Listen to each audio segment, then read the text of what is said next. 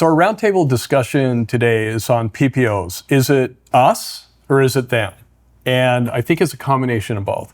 And I want to start out the topic with why do dentists still send in their fee-for-service fees to insurance companies? And I know that the traditional statement is, well, if we send in our fee-for-service fees, that's going to give us a higher reimbursement rate when it comes time to renegotiate. And so all of you here have been practicing, John, you've been practicing for as long as I have, basically. So in over 30 years, 25, 20, 17 years, and you're sending in your fee-for-service fees, how much of an increase have you had on your reimbursement fees? I mean, if you've been increasing your fee-for-service fees, certainly you've probably had a 50% increase on your PPO reimbursement rates, right? I've had just the opposite. Yeah. But you've had the opposite? I found in It isn't 1990. working for you? So it's not working. 1990 reimbursed more than today from PMBA. But wait a minute. My write-offs go. The write-offs have increased a lot.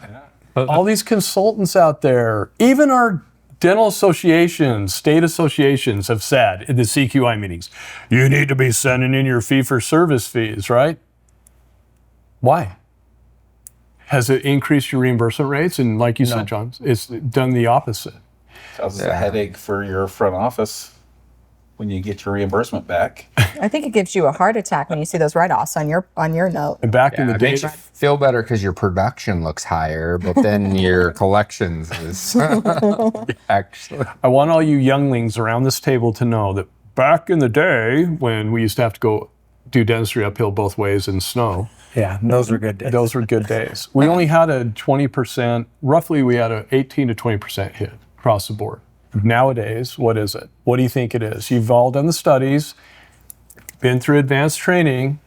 What's the hit now? Easy 45, 50%. That's right, 45, 50%. So sending in the fee-for-service fees, why hasn't it increased your reimbursement fees? So why haven't reimbursement rates increased with the cost of living index? Can I ask you guys that question? Do you have any answer to that question either? How many Well, dentists? Oh, go ahead. Profit. I mean, it's kind of a mystery, I mean, 30 years ago, for orthodontics, your benefit was around $1,000 to $1,500 towards orthodontics. I know. 30 years later, that's still your benefit with your dental insurance. It hasn't changed. It's like reimbursement per crown. similar with the other fees. It's like $100. It it's was. very, very small, but it's not where it should be.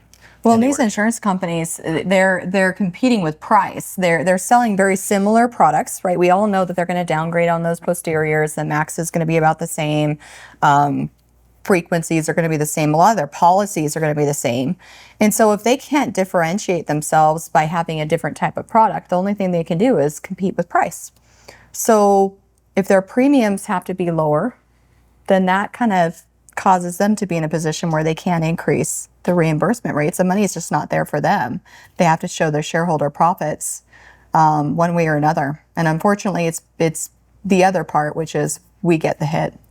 Exactly, and this is why the ADA has published that our wages have gone down over the years. And, the glory days of making high wages, they're over. Unless how many dentists and office managers actually read their PPO contracts cover to cover? So exciting. I love reading them. Have any of you read all of your PPO contracts cover to cover? No. Have your office managers read those PPO contracts cover to cover? I asked mine the other day. I said, have you done your homework and read? She's like, no, I still haven't. And when is there time to do it? Okay. Well, It's reading material at home when you're relaxing. It's super fun. When you need to go to bed, when you need to fall asleep. Right to sleep. Understanding it. I mean, Yeah. going through, understanding the details. Oh, it's ridiculous. So, with that being said, why do we see on the office manager networking groups and the Utah Dental networking group, why do we see these office managers making authoritative statements? Why do we see these dentists making authoritative statements, literally, that state, if the EOB says to write it off, you have to write it off. If you upgrade a patient on a crown, you can't do that. You signed a contract. This is what I read all the time. You signed a contract. You have to adhere to that fee on the D2740 code. You cannot obtain any additional payment from the patient per your contract. Otherwise, it's unethical, it's fraud, you're going to jail. The FBI will send a Black Hawk helicopter over your place, drop ropes will come down, they'll bust through your windows and cuff you. It's because that's literally, I was told by that. Why we're not. It's because we're being educated by who else what do you do? Oh, you call the insurance, you ask them, then they're educating us or the front office person more likely than about that whole situation. And yeah, of course they're telling you that. Where else do we find like the actual, like the, actual,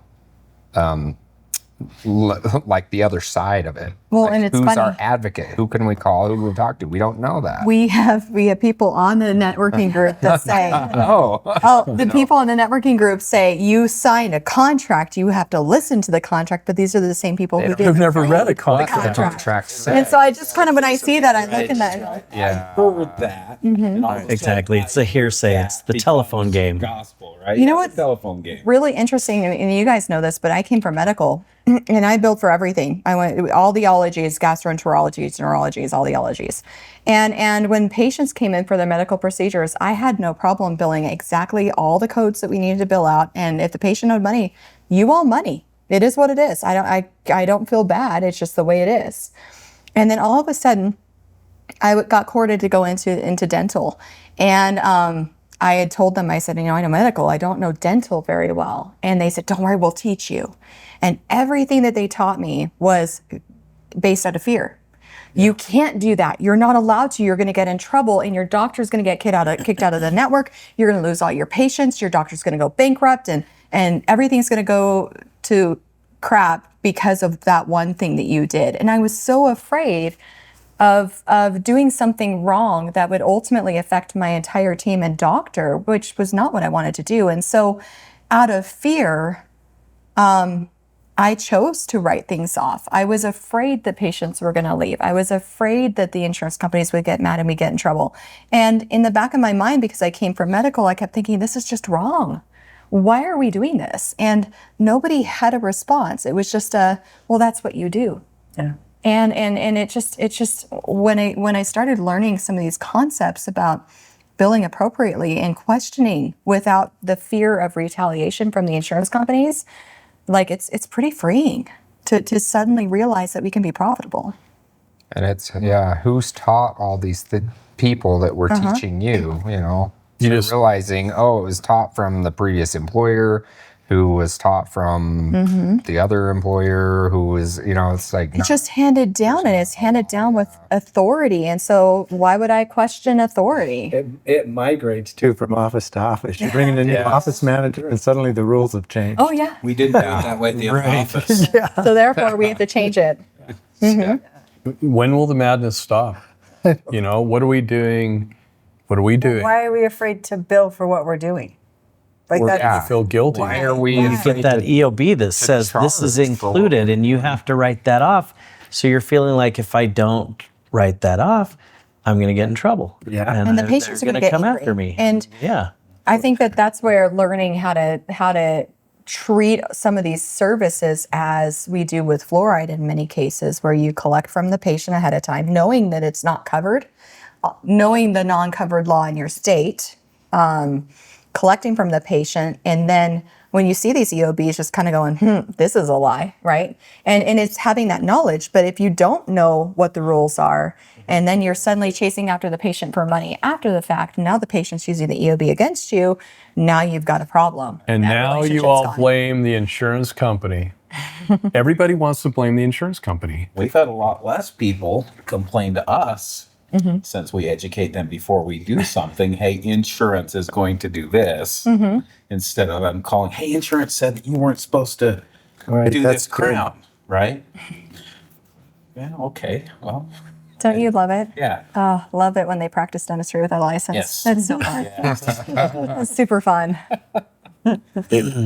It's really It's really interesting to me to see how many people, how many consultants out there, how many association leaders out there make these broad statements, and it's all the dental insurance fault. We will have an insurance roundtable coming up here in the next little while. One of the comments that the insurance reps have stated to us is, And don't be mad. don't be mad. No, I'm just saying don't be mad when we tell you these two things. They rely on dentists to be dumb. That was number one. And they rely on us to cave to their pushbacks. And they are tired of dealing with people up front who are not business trained.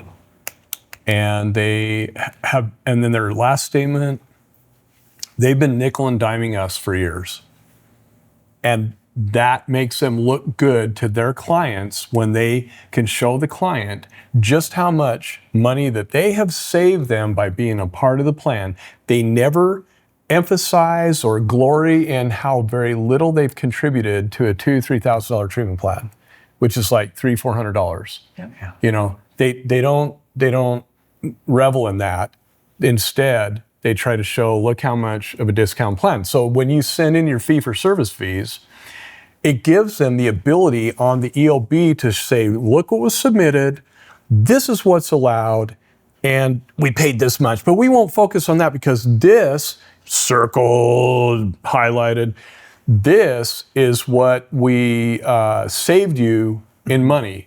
So when we don't send in our fee-for-service fee and we send in our actual contracted fees, they can't show that discount. The discount actually shows up as being zero. So not only did they not pay very much, but you also didn't get a savings. And when the patients suddenly start seeing that the doctor's charging normally and not extravagantly, now suddenly that shift in mindset happens with patients. And it's pretty neat to watch the patients go, why do I have insurance? What else can I do? Because and then not during worth it. open enrollment, this is when we're able actually to, and it's not a big number, but this is where we're actually able to roll them over into in-house membership plan. Because we're able to show them how much are you paying in premiums, what is not being covered, and you'd be better off paying a smaller amount for a membership plan and receiving a discount and having all your preventative care taken care of with your fee. I had a patient last week look at the in-house membership and they're like, this is actually cheaper monthly than what I'm paying, and the coverage is way better than and there's not all the stipulations. And like, I'm going to tell all my friends that I work with about this. I'm like, this is great. And they're an educator. Yes. there's your education. Yeah, Well, and it was but they're an because education Oh, they are an they are educator. in- Okay. yeah, they're That school is one of the worst teachers. reimbursement right now. Reimbursement, yeah. But she just needed to be educated on, and she understands it. Once somebody just sat and educated her about it, which it wasn't me, it was one of the staff members. And good for your team members. Yes, That's it is fantastic. great. And they were able to show her all that, and I mean, she knew it from a distance, but then to be able to understand it, and I was like, if everybody could understand that and know the choices they have, all the patients, like, then they can make a true decision. Do y'all remember when the ADA came out with direct reimbursement? Anybody remember that? I do. Yeah. Anybody else? Don't just say Might have been before their time. the two seniors. It was before their What time. it was about. Tell them about direct reimbursement. So the whole direct reimbursement program that came out by the ADA was that was their answer to combat Yeah. third-party payers. So they were trying to do something. And it was ahead of it. It was ahead of its time. Yeah. People couldn't wrap their arms around, just like people could not wrap their arms around our training, 10, 15 years ago, and now it's like taken off. But it's like it was just a membership type plan. But it was ran in the practice, and now there's all these membership plans out there. We did a roundtable on one of the companies and their membership plan here recently, and I find it interesting that they've just tweaked it.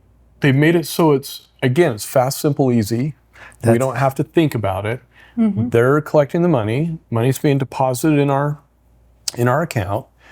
and it functions similar to insurance, but it's not insurance. I guess that's the best way to put it. And it has become easier to convert people. But I think it's easier because we've been educated. We understand insurance better today than we did 10, 15 years ago. Yeah. And we know that something has to change. And that's where I've seen it take its place. Yeah, go Yeah, ahead. but having the technology and having it ease in a form that's easy though makes it a big difference than when we tried to do it. Oh yeah. Yeah. You had a paper brochure, and then you had to have your office manager had to account Keep for track it all in the software, the management software. It was a nightmare. Now you just mark them a member, and then it's done with It's all done technology And outside. that- with technology automatically. That's So that's why it was ahead of Yeah. its time more than Yeah, it anything, I was. think. I'm thinking back to when I used to have to do the monthly payments for these patients. And again, back in the day, I'm sure it was done absolutely wrong. But you know, just the fact that I was calling these patients every month because half of them, their cards wouldn't go through. And that's just so much extra work for that monthly payment to happen.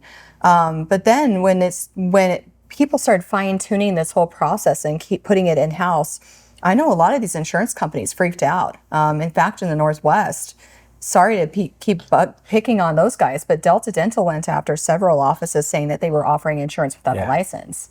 And fear mongering. Again, Delta They Dental. do it by fear too, though. Fear mongering in the offices. Yep.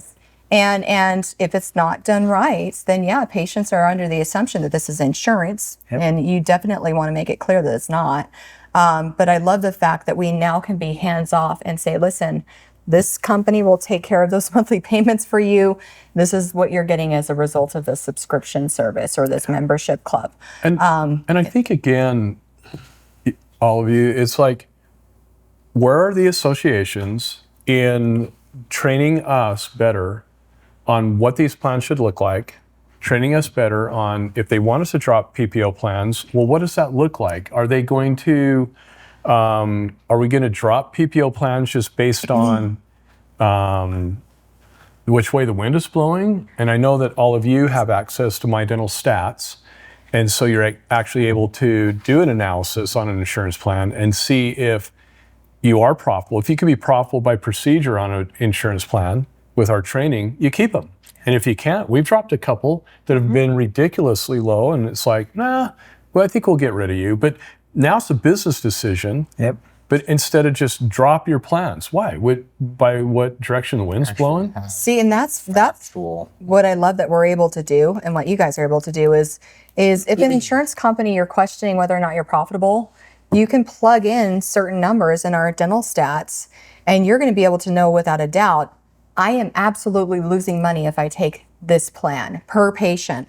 And so you can make a clear decision on whether or not you want to drop that plan instead of saying, I think I'm losing money. Well, and that fear of losing patients, It was shocking to me that we took our fee for service for the office and we put in a 2-surface filling. We actually lost money, and that's our office fee. Yes. That's your But fee for service. We aren't looking at that, but to be able to plug it in and break it down and actually have the facts of how much it costs to do that from the whole thing, like it was really eye-opening. It's pretty eye-opening. Yeah. I had a doctor that went through the advanced training, and his team had been telling him for quite some time it was time to increase those fees, and he's like, I don't know, I'm feeling kind of, I don't know, that feeling, because nobody wants to increase their fees.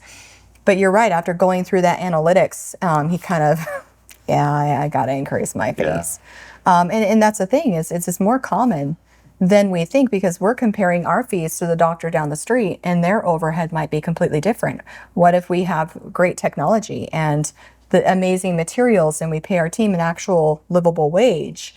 Our DOC is going to be higher, which means our fees need to be higher. But instead we think of price competition, which we talked about earlier. I need to be as cheap or cheaper than the person down the street. And so having the right mentality with setting our fees, I think, is really important, instead of depending on those fee surveys of what everybody else is doing, because where did they get those numbers?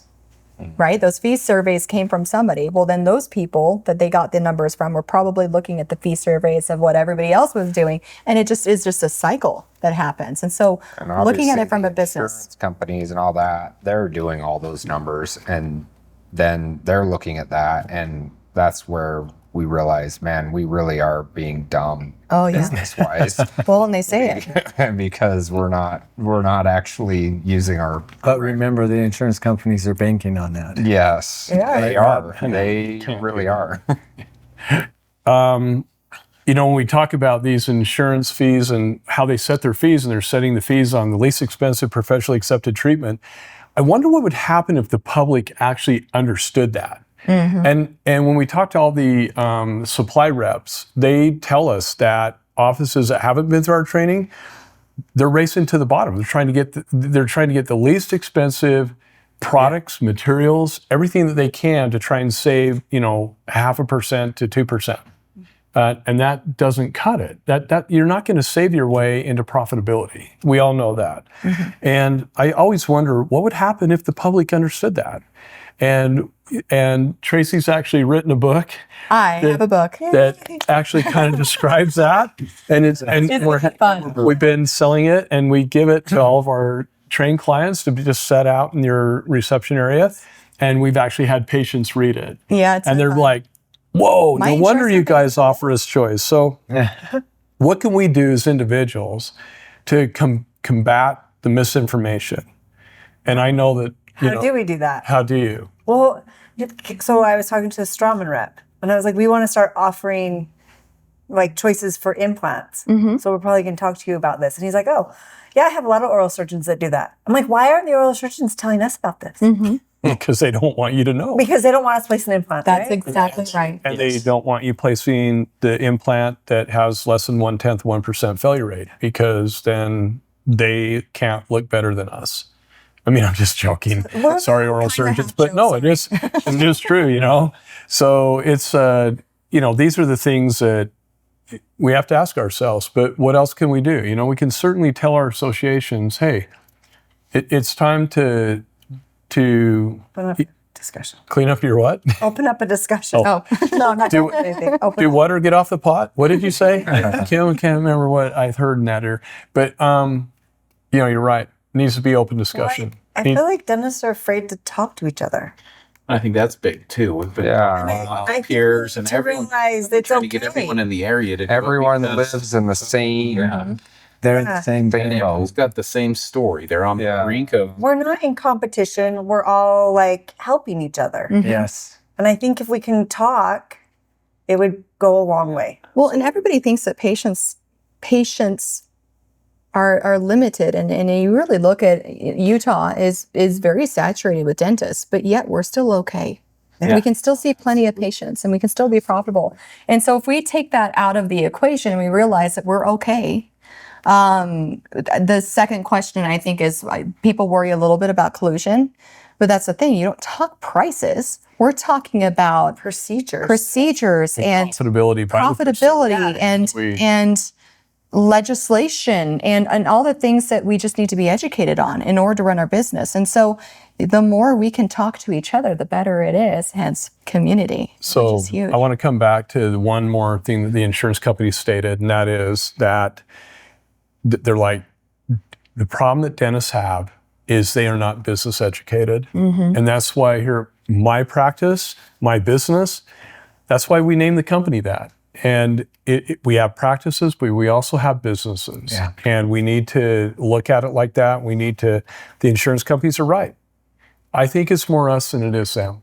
And I've always said that. If we are business trained, we understand the contracts, we understand the state laws and how to apply them, just like all of you around this table, you're profitable, but your peers who have not been through training are not. And it's just that simple. And we hope someday to help them out like we have been able to help out all of you. And I want to thank all of you for being here. And on behalf of Tracy and I here at My Practice, My Business, we hope you've enjoyed this roundtable discussion. And we want to thank you for being with us, and have a great day.